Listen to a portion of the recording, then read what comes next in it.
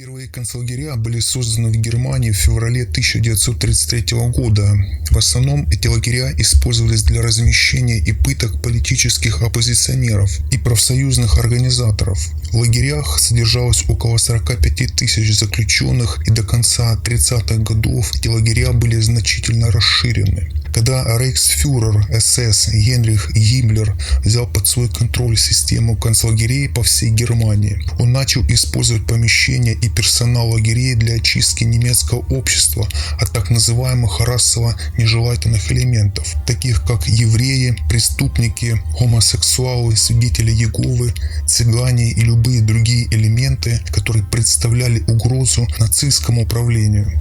Уже в 1940 году положение в концентрационных лагерях стало непригодной из-за новой политики арестов и задержаний врагов государства. По каналам СС уже распространились новости о том, что правительственные чиновники теперь требуют немедленных действий по расширению системы концлагерей по всей Германии и ее новой завоеванной территории Польши. Немецкие власти быстро настояли на создании различных лагерей, где арестованных можно было бы заключать в тюрьму и привлекать к работе в качестве строителей зданий и улиц. Предусматривалось, что эти люди останутся рабской рабочей силой, и поэтому было сочтено необходимым возвести эти так называемые карантинные лагеря для подчинения местного населения. Первоначально предполагалось, что карантинные лагеря должны содержать заключенных до тех пор, пока они не будут отправлены в другие концлагеря Рейха. Однако вскоре стало очевидно, что эта цель совершенно неосуществима. Таким образом было утверждено, что эти лагеря должны функционировать как постоянная тюрьма для всех тех, кому не повезло туда попасть. Тысячи концлагерей, построенных по всей Европе, в целом функционировали очень хорошо, хотя и управлялись по-варварски отдельными комендантами лагерей. Ежедневно заключенных заставляли работать в любых погодных условиях, часто без перерыва, подвергая их жестоким пыткам. Несмотря на условия, коменданты были полны решимости во что бы то ни стало заставлять заключенных достроить здания. Большинство построенных зданий служило только для размещения и обеспечения основных потребностей заключенных, охранников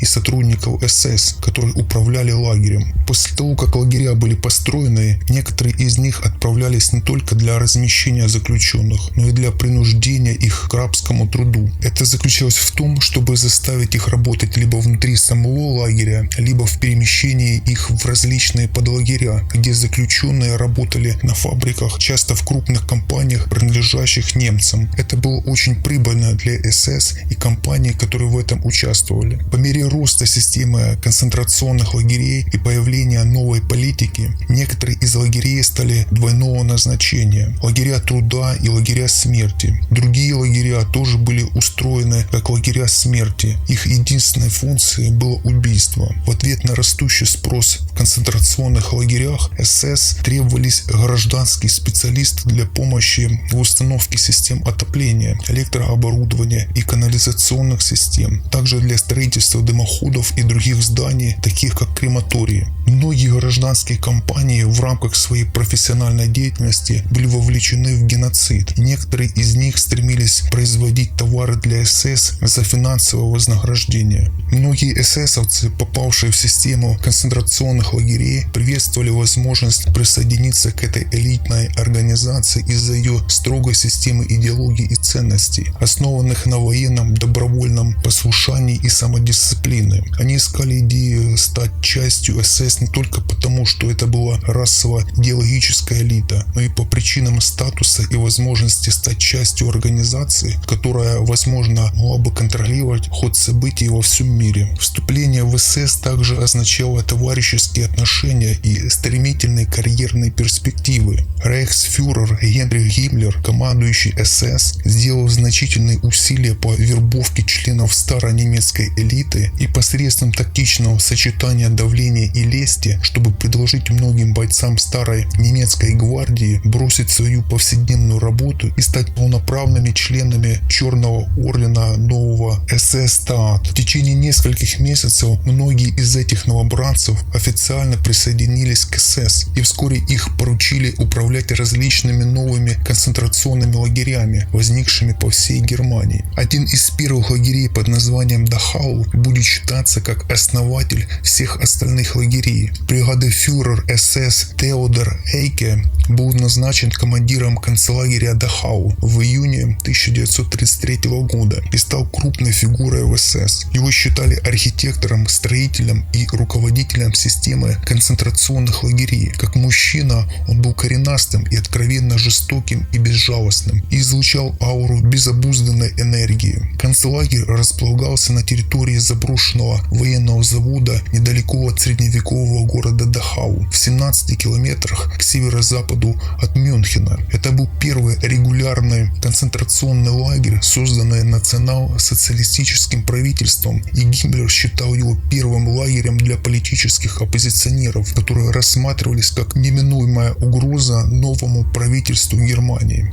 Дахау был основан 20 марта 1933 года и послужил прототипом и образцом для других последующих концлагерей. Его основная организация, план лагеря и строительство зданий были разработаны и заказаны Теодором Эйке. Дахау не был похож на обычную тюрьму. Здесь заключенные не знали, как долго будет длиться их приговор. Они существовали от безысходности и утраты веры снова увидеть свободу. Жизнь заключенных в Дахау была жестокой. Всем охранникам СС было приказано следовать требованиям командира Эйке о слепом абсолютном повиновании и относиться к каждому заключенному с фанатичной ненавистью. Постоянно заставляя его охранников СС ненавидеть заключенных, они могли наполняться гневом и назначать суровые наказания. Обучение, которое эсэсовцы проходили в лагере, было непрерывным. Они узнали о врагах государства и получили глубокие наставления с философией СС и расовым превосходством. Эти идеологические учения были направлены на то, чтобы воспитать людей, горячо верующих в новый арийский порядок. Регулярно сотрудникам СС приходилось слушать коменданта, который читал им нотации об антисемитизме. На досках объявлений в казармах и столовой СС висели экземпляры российской газеты «Штурмовик». Пропагандистские газеты были намеренно подвешены, чтобы разжечь ненависть и насилие в отношении заключенных, а также поощрять антисемитское поведение среди персонала, особенно среди молодежи. По мнению Эйке, как только его штаб без малейших угрызений совести научился своему ремеслу жестокости, комендант получал над ними абсолютную власть. Всему персоналу Дахау внушили фанатическую решимость служить СС со слепой преданностью. Эйке наделил каждого эсэсовца властью жизни и смерти над всеми обитателями лагеря. Нарушение правил среди заключенных квалифицируется как преступление. Это рассматривалось как подстрекательство к неповиновению, и каждому охраннику была дана власть выносить строгие наказания. Формула жестокого обращения с заключенными в Дахау иногда применялась к охранникам, но как члены СС они были вынуждены выполнять приказы о жестоком обращении с заключенными с ужасающей эффективностью. Всем эсэсовцам была предоставлена широкая свобода очень жестко обращаться с любыми заключенными, которых они сочли как совершившими преступления за решеткой. Помимо общих физических издевательств над заключенными, комендант лагеря применял к этим несчастным людям и другие меры жестокости. Заключенных лишали теплой пищи на срок до 4 суток, подвергали длительным срокам одиночного заключения на диете из хлеба и воды. В дополнение к этим суровым методам Эйке ввел в распорядок дня телесное наказание. Заключенный получал 25 ударов плетью, нанесенных публично на открытой площади по особому приказу коменданта в присутствии собравшихся охранников СС. Чтобы гарантировать, что каждый офицер СС, унтер-офицер и охранник СС был наделен таким же жестоким менталитетом, как и их комендант, Эйке регулярно следил за тем, чтобы каждый человек регулярно наказывал заключенных плетью, не проявляя ни малейшего колебания, эмоций или, что важнее всего, угрызения совести. Только таким образом Эйке мог гарантировать, что персонал его концлагеря закалит жестокий кодекс, который он сам жестко соблюдал. Эйке также вселил в своих сотрудников ненависть к евреям, эмигрантам, гомосексуалам и свидетелям Иеговы. Часто эсэсовцы слушали, как комендант нагло читал лекции о том, кого он считал самыми опасными врагами национал-социализма. В основном он приказывал своим людям быть жестокими по отношению к евреям и использовать любое насилие, необходимое, чтобы держать их в узде. Однако часто евреев видели только на перекличках. На долгие периоды, иногда до 4 месяцев, их запирали в опечатанных бараках, и им разрешалось вставать с постели только во время еды и переклички. Хотя некоторым сотрудникам не нравилась жестокость лагеря, большинство, тем не менее, были воодушевлены его суровым порядком и дисциплиной. Они смогли скрыть свои эмоции и погрузились в верность СС. Некоторые надеялись, что в будущем у них будет собственный концлагерь. Несмотря на грубые и жестокие ценности СС, оно дало многим из этих людей наглядный пример для подражания. Они видели в Дахау ступеньку к успеху в сфере СС. Регулярные избиения и акты жестокости в Дахау продолжали нарастать. Большинство эсэсовцев стали безжалостными и бездумными к человеческим страданиям. Их жажда продвижения по служебной лестнице намного преобладала любые нравственные чувства. Они все больше убеждались в том, что лагерь был самым эффективным инструментом для уничтожения всех элементов, враждебных знамени национал-социализма.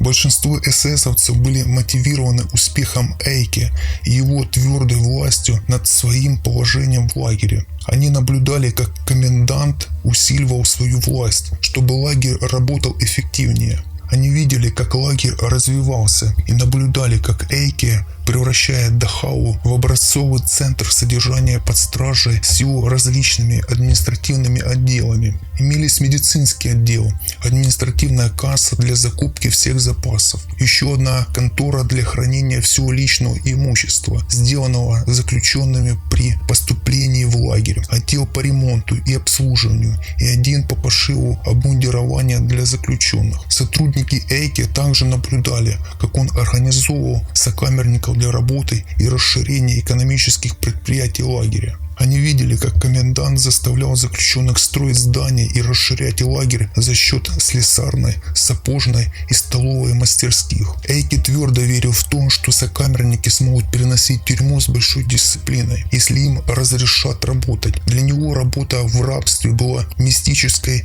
декларацией того, что самопожертвование через бесконечный труд принесет своего рода духовную свободу. Именно это убеждение побудило Эйке разместить на главных входных воротах Дахау надпись «Работа приносит свободу». Сам лозунг не был новым для национал-социалистов. Для некоторых сотрудников Эйке их назначение в Дахау было связано с формированием их будущего в рядах СС. Это не только давало им офицерский статус и регулярную заработную плату для них и их семей, но и обеспечивало им безопасность. Эйке отсеял этих людей, которых он считал непригодными для службы в концлагерях, и оставил только надежных, дисциплинированных офицеров СС, унтер-офицеров и рядовых. По мере того, как он расширял лагерную систему, комендантские кадры СС служили ему с преданностью и фанатизмом. Продвижение по службе в кадрах СС было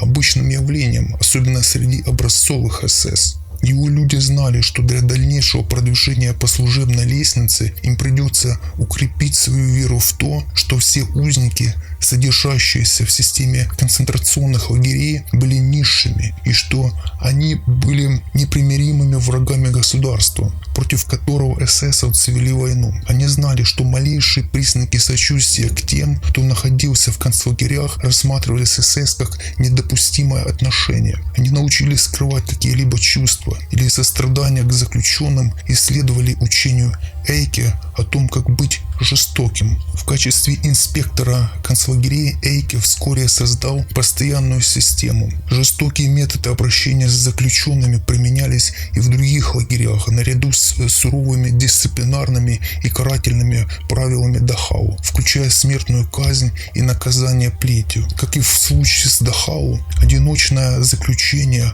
общее физическое насилие и принудительный труд стали стандартной практикой. К концу 30-х годов внешняя политика нацистов становилась все более агрессивной. Эйке ясно дал понять своим людям, что угроза войны означает, что СС будет расширяться, чтобы обеспечить большую внутреннюю безопасность, и что, как следствие, концлагеря заполнятся новыми заключенными. С новой политикой правительства и перспективами войны против Польши в системе концентрационных лагерей было привито более враждебное отношение. Терпимость к заключенным была еще меньше, и вокруг лагерей были расклеены новые лозунги ненависти и дискриминации, чтобы все охранники могли их прочитать. Самыми жестокими и бесчеловечными концлагерями также считались Заксенхаузен, Бухенвальд и Равенсбрюк, которые также еще называли фабриками смерти. Их узниками были женщины, мужчины и дети, представляющие политическую угрозу диктаторскому режиму. Целью деятельности таких лагерей было уничтожение людей лишь только за то, что не имели другую идеологию.